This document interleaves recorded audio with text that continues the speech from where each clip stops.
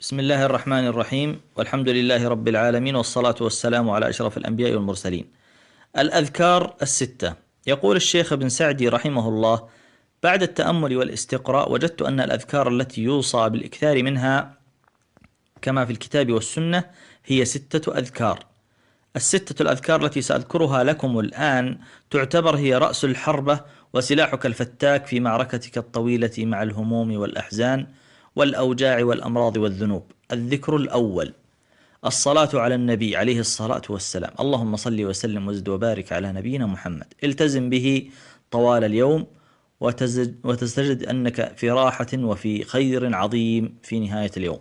الذكر الثاني: كثرة الاستغفار. إذا ألهمك الله سبحانه وتعالى وأعانك في وقت فراغك على أن تقول أستغفر الله وأتوب إليه فأكثر منها، فستجد النتائج حتما قريبة. الذكر الثالث: يا ذا الجلال والإكرام. والإكثار من هذا الذكر يكاد يكون من السنن المهجورة، مع أن رسول الله صلى الله عليه وسلم أوصانا به. قال عليه الصلاة والسلام: ألظوا بيا ذا الجلال والإكرام.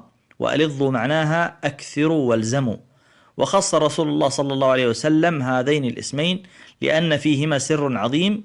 يا ذا الجلال معناها يا ذا الجمال والكمال والعظمة، والإكرام يعني يا ذا العطاء والجود.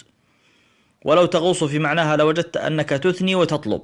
تخيل أنك في اليوم تقول لله مئات المرات يا ذا الجلال، أكيد سيفرح الله بك، ومئات المرات تقول والإكرام، فالله يعلم حاجتك وسيعطيك. الذكر الرابع: لا حول ولا قوة إلا بالله. وهذه الكلمة أوصى بها رسول الله صلى الله عليه وسلم كثيرا من الصحابة، وقال عنها كنز من كنوز الجنة.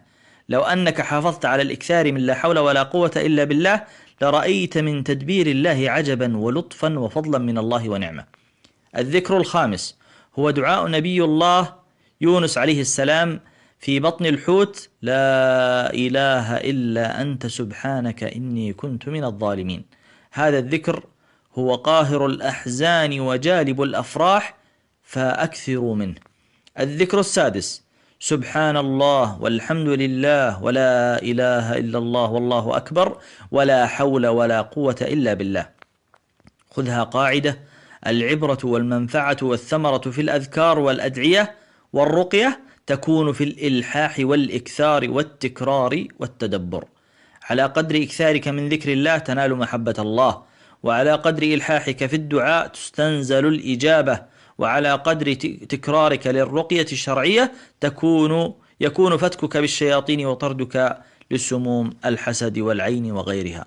أسأل الله العلي القدير أن يوفقنا وإياكم لكل خير. انشروا هذا المقطع ليعم الفائدة به. أسأل الله أن يرزقنا وإياكم العلم النافع والعمل الصالح، وصلى الله وسلم وزد وبارك على نبينا محمد، والحمد لله رب العالمين.